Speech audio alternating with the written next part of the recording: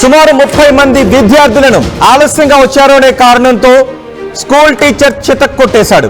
కర్ర తీసుకొని ఇష్టం వచ్చినట్లుగా కొట్టడంతో 30 మంది విద్యార్థులకు ఒంటిపై వాతలు తేలాయి. దీంతో ఆగ్రహాన్ని వ్యక్తం చేసిన తల్లిదండ్రులు ఆందోళనకు దిగారు. దీంతో కేసు కూడా నమోదైనట్టుగా తెలుస్తోంది. ఈ ఘటన ఎక్కడ జరిగిందో నేను మీకు చెప్తున్నాను. సిద్దిపేట జిల్లా దుద్దెడ గురుకుల స్కూల్లో ఈ ఘటన చోటు చేసుకుంది. అక్కడ స్టడీ అవర్ నిర్వహించారు.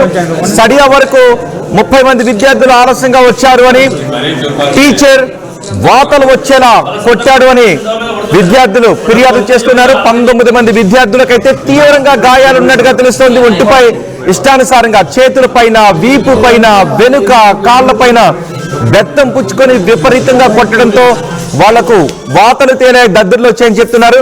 ఈ ఉదయం ఒక ప్రత్యేక స్టడీ అవర్ ని నిర్వహించారు. ఆ స్టడీ అవర్ కు కొంతమంది విద్యార్థులు ఇంటర్ 10th స్టూడెంట్స్ లేటుగా వచ్చారు. దీంతో ఆ స్టూడెంట్స్ కర్రతో చితకబాదాడు ఫిజికల్ డైరెక్టర్ బాసు. ఒళ్లంతా వాతలు రావడంతో క్లాస్ లో కూర్చోవడానికి కూడా తీవ్ర ఇబ్బంది పడ్డారని తెలుస్తోంది. ఆ విద్యార్థులు తీవ్రంగా గాయపడ్డ కొందరినైతే సిద్దిపేటలోని హాస్పిటల్ కూడా తరలించాల్సి వచ్చిందని చెప్తున్నారు.